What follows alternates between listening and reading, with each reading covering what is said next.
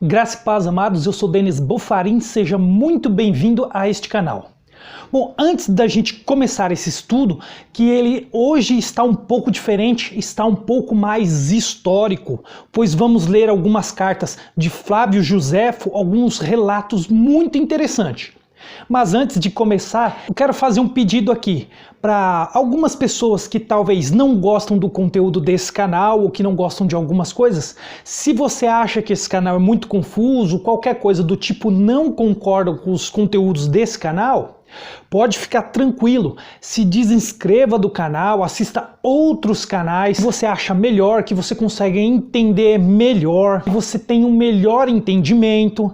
É muito melhor do que vir aqui no canal e ficar difamando, como alguns têm feito, que eu tive que bloquear algumas pessoas por falarem coisas que eu não falei ou algo do tipo. Assim, se você não gosta do conteúdo deste canal, fica tranquilo. Nem todos os pregadores da graça vão concordar 100% em tudo. Então, se você não concorda, pode ficar tranquilo, se desinscreva do canal ou não, nem se inscreva e assista a outros canais. Esse canal eu trago coisas para as pessoas que gostam de pesquisar, de ver tanto a Bíblia quanto fatos históricos, fatos arqueológicos, coisas desse tipo. Pessoas que gostam de ir atrás de pesquisas e verificar todas as informações. Que são questões, são argumentos, relatos, fatos históricos para as pessoas aprenderem a ir atrás, a pesquisarem e aprender a estudar a Bíblia por si só, por elas mesmas, para não ficar dependendo de outras pessoas. Então, se você gosta, continue nesse canal, continue inscrito, porque a partir de agora virão relatos muito interessantes. Isso quer dizer que os outros pregadores da graça estão errados? É óbvio que não. E conforme vai passando o vídeo, eu vou explicar aqui. Então vamos lá. Primeiro, vocês estão vendo aí a imagem, como é o vídeo sobre as 7 igrejas da Ásia Menor, as 7 igrejas do livro de Apocalipse. Aqui, como vocês podem ver, não sei se dá para ver aí certinho, deixa eu tentar colocar. Aqui é a ilha de Patmos, esse pontinho aqui. Vamos voltar ali a imagem. Pérgamo, Tiatira, Sardes, Esmirna, Éfeso, Laodiceia, Filadélfia. Essa bolinha aqui é Esmirna, vai ser um ponto de referência que a gente vamos ver agora. Vamos conhecer um pouco essa região. Olha só, essa região das igrejas que estão aqui agora, Pérgamo, Tiatira, Sardes, Esmirna, Filadélfia, Laodiceia, Éfeso, aqui a ilha de Patmos, essa região é a região da Turquia. E logo a outra região aqui, como vemos, é a região da Grécia. Nós neste vídeo vamos ficar nessas igrejas, mas aqui ficava a igreja de Corinto, fica mais ou menos aqui, e a igreja de Tessalônica, que fica mais ou menos aqui. Mas nós vamos ver mais para frente, vamos ficar nesse ponto aqui, ó, com as 7 igrejas da Ásia Menor. Vamos ver como é interessante. Indo um pouquinho para lá, ó, a Grécia, Atenas, aqui, ó, como eu falei, a Esmirna, a igreja de Esmirna, que é esse pontinho. Aqui vai começar a aparecer aqui no canto a Antália. Olha só, indo um pouquinho mais para lá, o pontinho, a igreja de Esmirna, nós estamos indo para lá no mapa, olha só. A Antália já aparece inteira aqui, e aqui o Chipre, olha só. Esse pequeno pedaço de terra aqui é o Chipre, como vocês estão vendo aí. E indo mais, agora as igrejas ficaram para lá. A Antália aqui, como nós vimos, o Chipre aqui, e aqui a Turquia, toda essa região aqui, a Turquia. Aqui embaixo já vemos o Líbano e a Síria. Olha que interessante agora, aqui o Chipre, como nós vimos lá na imagem, a setinha apontando, ó, Jerusalém. Tá vendo? Esse pontinho aqui é a cidade de Jerusalém. Esse pontinho é onde fica Jerusalém, e aqui Israel, tá vendo? Israel, e onde fica Jerusalém.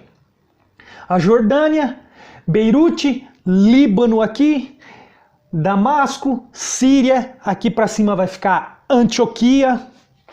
E olha que interessante, a ilha de Patmos. Ilha de Patmos. Em grego, Romanes Patmos é uma pequena ilha grega do Dodecaneso, no Egeu Meridional, situada a 55 quilômetros da costa da Turquia, no Mar Egeu. Tem uma área total de 45 quilômetros quadrados e uma população de... Aí não interessa tanto a população, mas ela fica na Turquia, na costa aqui da Turquia, a ilha de Patmos, aquela região das 7 igrejas que nós vimos. Então olha que interessante, vamos ler aqui Lucas capítulo 21, versículos do 20 ao 22, olha só. Quando, porém, virdes Jerusalém sitiada de exércitos, sabei que está próxima a sua devastação. Então, os que estiverem na Judéia, fujam para os montes. Os que se encontrarem dentro da cidade, retirem-se, e os que estiverem nos campos, não entrem nela, porque estes dias são de vingança para se cumprir tudo o que está escrito. Então, claramente, essa passagem em Lucas se trata do ano 70, quando o general Tito invadiu Jerusalém e derrubou o templo. Olha só, vamos ler até o versículo 24. Ai das que estiverem grávidas e das que amamentarem naqueles dias, porque haverá grande aflição na terra e ira contra este povo, contra aquele povo, o povo de Jerusalém, os judeus ali, e contra a cidade também. E isso é muito importante lembrar, que isso foi um evento contra a cidade de Jerusalém. Cairão a fio da espada e serão levados cativos. Olha, isso é muito interessante, nós vamos ver no relato sobre isso, que muitos foram levados cativos para todas as nações, e até que os tempos dos gentios se completem, Jerusalém será pisada por eles. Jerusalém será pisada por eles, porque esse evento no ano 70 do general Tito ocorreu para Jerusalém. Olha que interessante, vamos ver então o relato de Flávio Joséfo, muito interessante, em questão deste dia, do ano 70.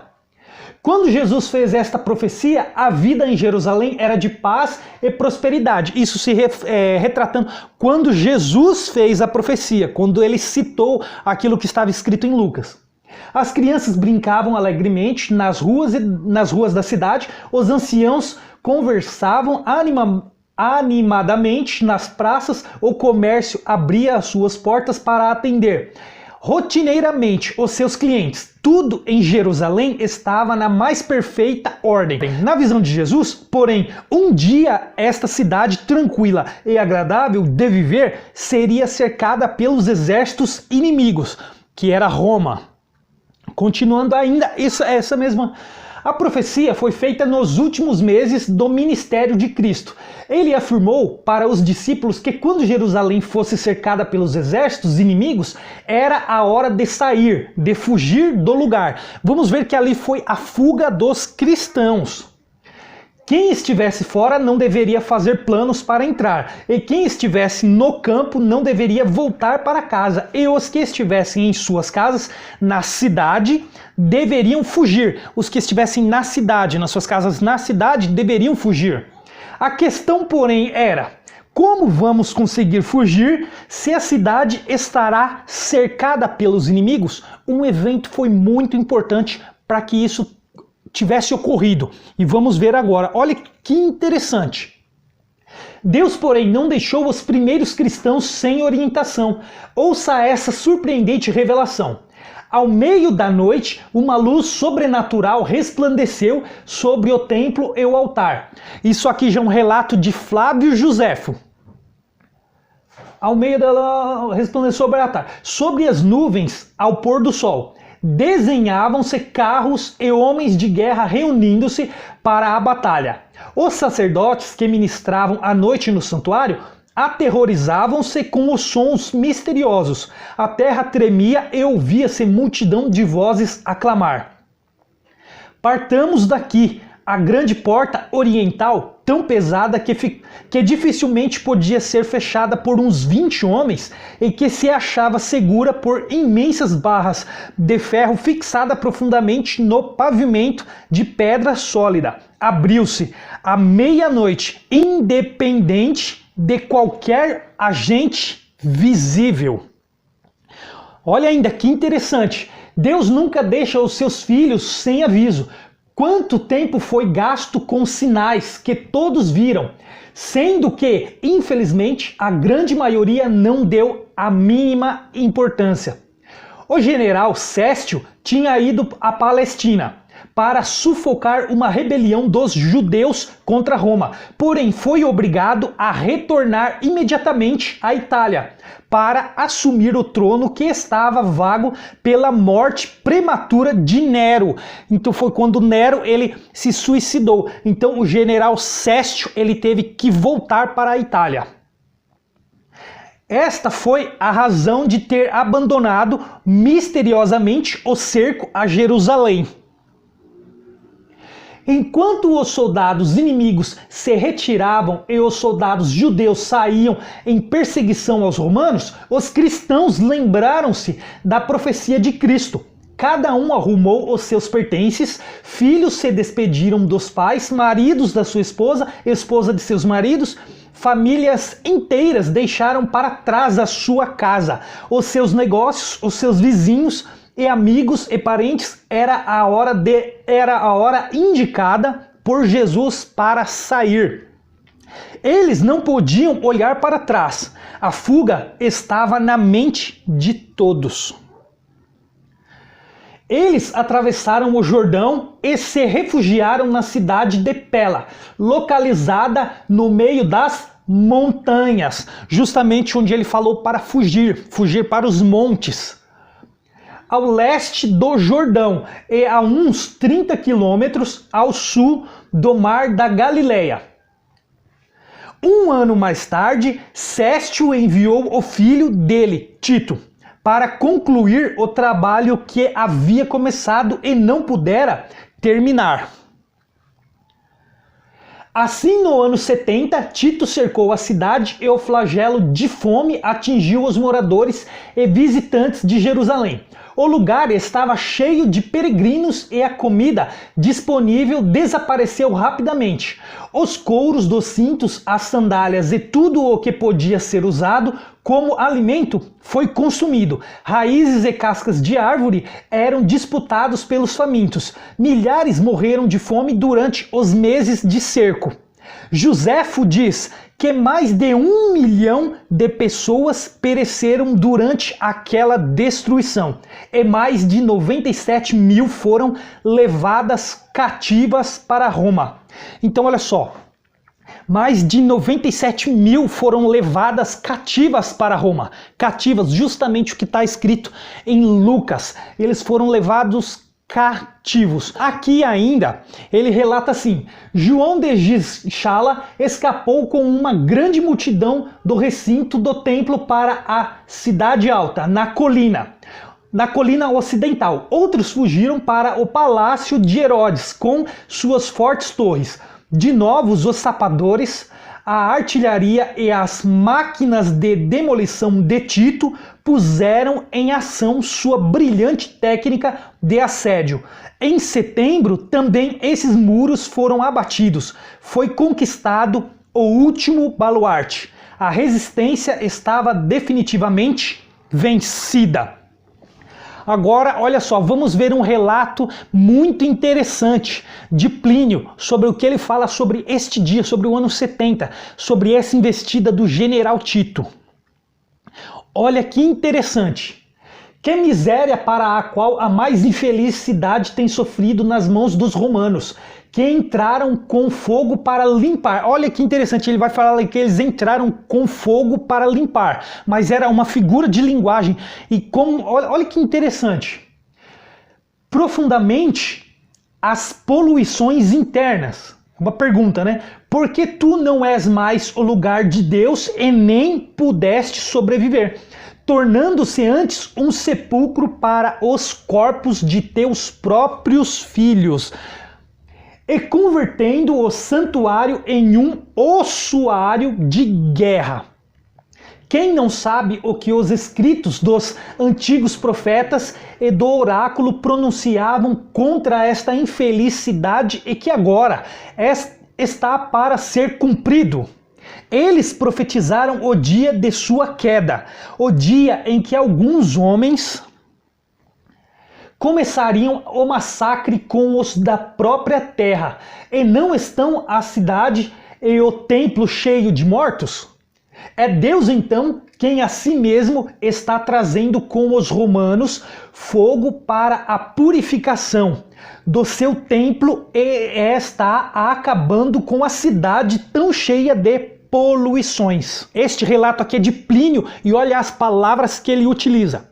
Então, o ano 70 foi uma manifestação da vinda de Cristo. É claro que Cristo não veio de carne e osso da maneira como os religiosos imaginam, mas o ano 70 foi uma das manifestações, o início, as primeiras chuvas da manifestação da vinda de Cristo, ali no ano 70. Como juízo para os judeus e para encerrar, para por fim, toda a profecia sobre Israel, sobre Jerusalém e os judeus. Pois naquele momento, Jerusalém não era mais a cidade de Deus, a cidade santa, o povo escolhido. Ali era o fim daquela cidade, pois eles se tornariam um povo comum e terreno. A cidade, a Nova Jerusalém, agora era espiritual, era uma Nova Jerusalém celestial. Aquele povo já não era mais um povo de Deus. E tudo sobre o Filho do Homem se cumpriu ali, no ano 70, em relação a Jerusalém e aos judeus. Mas esta manifestação da vinda de Jesus foi as primeiras chuvas. Mas como assim as primeiras chuvas? Foi o início. Cristo relata que no último dia ressuscitaria os mortos. Mas que último dia foi esse? É porque ali foi os primeiros dias, mas haveriam outros dias, não para Jerusalém mais, mas para os cristãos que fugiram de Jerusalém. E nós vamos ver agora isso. Olha que interessante.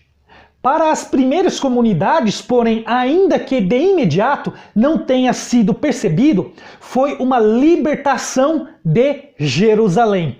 O cristianismo passaria para a Samaria, Ásia Menor, que é o local das 7 igrejas da Ásia Menor, as 7 igrejas do livro de Apocalipse, e depois entraria no restante do Império Romano, após Jerusalém. A cidade de Antioquia seria a sede da igreja nascente e polo de irradiação missionária. A Ásia Menor, Antioquia, esses locais foram justamente os locais de peregrinação do apóstolo Paulo.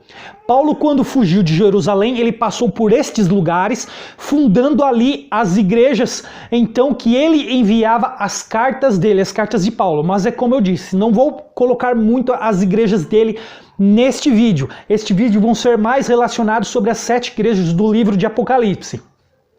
Então, após o evento do ano 70, começaria então a tribulação e a perseguição sobre os cristãos que se encontravam na Ásia Menor, que justamente é a passagem do livro de Apocalipse em relação às 7 igrejas que se encontravam na Ásia Menor. O foco não era mais Jerusalém e os judeus.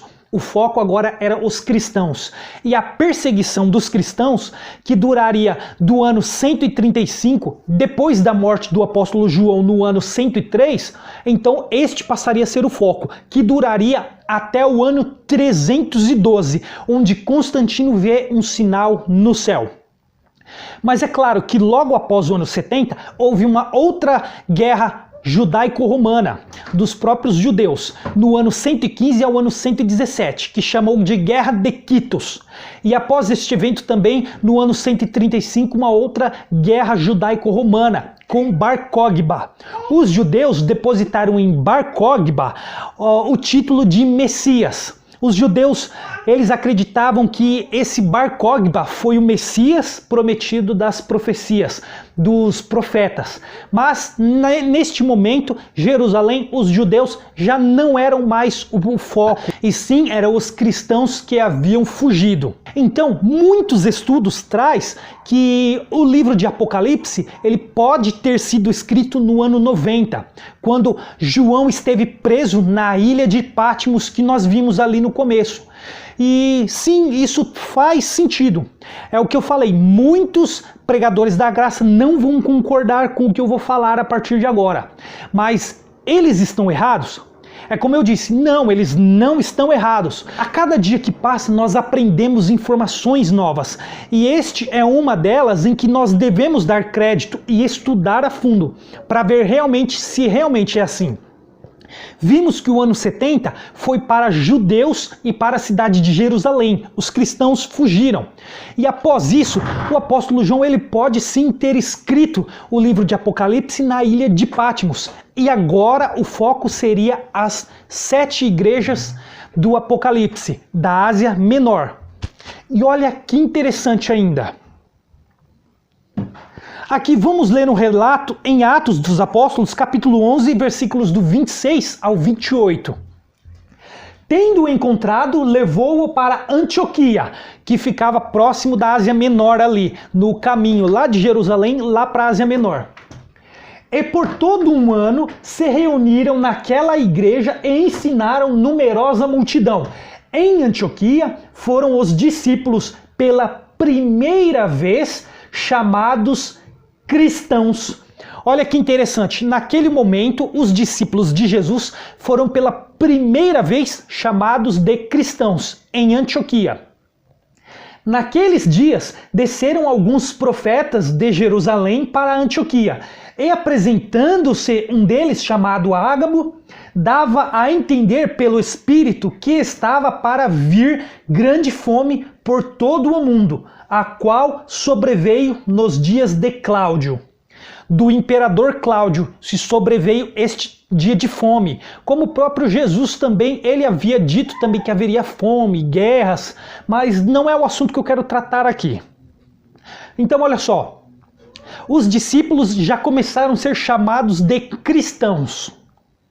Olha que interessante, Antioquia da Psídia em grego, vocês podem ver aqui, Romanes, foi uma cidade da antiga região da Psídia, bem na fronteira com a antiga região da Frígia. Situava-se numa região montanhosa, erigida numa altitude de cerca de 1.200 metros. As ruínas dessa cidade ficam perto de Yalvac, na Turquia. Então o ponto agora não era mais Jerusalém, e sim a Turquia, onde a perseguição aos cristãos iria durar até o ano 312. Olha que interessante. A perseguição aos cristãos no Império Romano ocorreu de forma intermitente. Isso porque acontecia e parava, depois acontecia de novo e parava, até que com o imperador Diocleciano foi a pior perseguição de todos os tempos contra os cristãos. A partir dessa perseguição, surgiu então todos os santos que a Igreja Católica cultua até hoje. Durante um período de mais de 2 séculos, entre o grande incêndio de Roma em 64 d.C., sob Nero, e o Edito de Milão em 313 d.C., em que os imperadores romanos Constantino, o Grande e Licínio legalizaram a religião. E isso é muito interessante, porque na própria profecia do livro de Daniel, tem este relato desta parte de Roma, dessa perseguição, que nós vamos ver também um pouco. Olha que interessante, vamos lá para Daniel capítulo 2, versículos 40 ao 42. O quarto reino será forte como ferro, que todos, eu não preciso entrar em detalhes, porque todos os estudiosos da Bíblia sabem que esse quarto reino como ferro é Roma. Pois o ferro a tudo quebra e esmiuça. Como o ferro quebra todas as coisas, assim ele fará em pedaços e esmiuçará quanto ao que viste dos pés e dos artelhos, em parte de barro, do oleiro e em parte de ferro. Será esse um reino dividido. Então ele seria um reino dividido e, como vamos ver aqui, enfraquecido. Contudo, haverá nele alguma coisa da firmeza do ferro, pois que viste o ferro misturado com barro de lodo, com os artelhos dos pés eram em parte de ferro e em parte de barro, assim por uma parte o reino será forte, por outra será frágil. Então eu não vou entrar em detalhes também, mas sabemos que nessa profecia dessa estátua, a pedra ela acerta o pé, justamente o pé que é de ferro misturado com barro e lodo, no momento frágil. Roma, como eu já mostrei em um vídeo de outro canal, num vídeo histórico, Roma teve dois momentos, o período alto de Roma e o período baixo de Roma. O período baixo de Roma é justamente esse momento enfraquecido. Roma foi enfraquecida pela economia e um dos motivos, dos vários motivos, foi justamente a perseguição desses cristãos localizado na Ásia Menor, onde se localizava o Palácio de Nicomédia e ao redores. Então ali que foi o foco da perseguição desses cristãos agora, até o ano 312. Olha só que interessante também, 1 Pedro 4, versículos 16 e 17. Mas, se sofrer como cristão, não se envergonhe disso, antes glorifique a Deus com esse nome, porque a ocasião de começar o juízo pela casa de Deus é chegada. Ora, se primeiro vem por nós, qual será o fim daqueles que não obedecem ao Evangelho de Deus? Então o juízo começou na casa de Deus, com Jerusalém no ano 70, só que terminaria com o fim de Roma. O juízo então ficaria voltado para Roma. Roma era o foco. E as perseguições dos cristãos da Ásia Menor. Eu vou deixar um vídeo aqui na descrição desse vídeo, vou deixar tanto um vídeo histórico com extremos detalhes dessas perseguições durante todo esse tempo de Roma a esses cristãos. Assim como vou deixar um outro vídeo também que chama O Filho do Homem e o Fim dos Tempos. Esse vídeo ele também relata esses momentos com versículos bíblicos, com passagens que Jesus faria as mesmas coisas que Moisés, e que isso também foi predito. Assistam esses dois vídeos, que eu vou deixar também no final de tela, na descrição do vídeo e nos comentários também. No primeiro comentário deste vídeo eu vou deixar. Assistam a estes dois vídeos, porque é muito importante para entender tudo isso que eu estou falando. Esses dois vídeos, eles explicam tudo isso com extremos detalhes, tanto nas escrituras como nos fatos históricos. E agora, olha só, um mapinha aqui que vai nos ajudar a entender um pouco esta região. Aqui, este ponto, a igreja de Esmirna, como podemos ver, aqui então fica a ilha de Patmos, que não está marcada aqui. Aqui nesse ponto é a igreja de Corinto. Como podemos ver aqui, Corinto, o reino de Tessalônica, aqui Tessalônica, a igreja de Tessalônica se encontrava aqui. Então essa região, ela é longe de Jerusalém, ela não está próximo de Jerusalém, confirmando que o ano 70 ele foi apenas para Jerusalém e os judeus. Então a vinda de Cristo, o final, o último dia, seria o ano 312. Assistam esses dois vídeos que eu falei, porque eles têm extremos detalhes. Então olha só, Império de Niceia, Nicomédia, aqui ficava o palácio de Diocleciano, do imperador Diocleciano, em Nicomédia. Então ele perseguiu as igrejas que ficavam nesta região. Antioquia, aqui onde eu estou apontando, Tarso, Cesareia. Então olha só no mapa. Então olha só neste mapa como é muito interessante e como mostra a localização das igrejas que ficavam longe de Jerusalém. Então, visto que o ano 70 não foi para os cristãos, não foi para aqueles que foram salvos. Então haveria posteriormente, também como relata o livro de Apocalipse. Apocalipse é um resumo tanto do Velho Testamento como do Novo, de toda a história da Bíblia, para as 7 igrejas. O apóstolo João resumiu toda a história para as 7 igrejas. Então, o que se fala sobre as 7 igrejas ali no finalzinho, nos capítulos finais e também nos capítulos 2 e 3 sobre a tribulação que essas 7 igrejas passariam, é posterior ao ano 70. A tribulação dessas igrejas ocorreram dentre os anos 130 até o ano 312, quando se findou. Então Roma ele se tornou a religião cristã. Claro que junto com o paganismo, junto com outras religiões, fermentando totalmente a palavra. Mas isso foi necessário para que se espalhasse pelo mundo inteiro.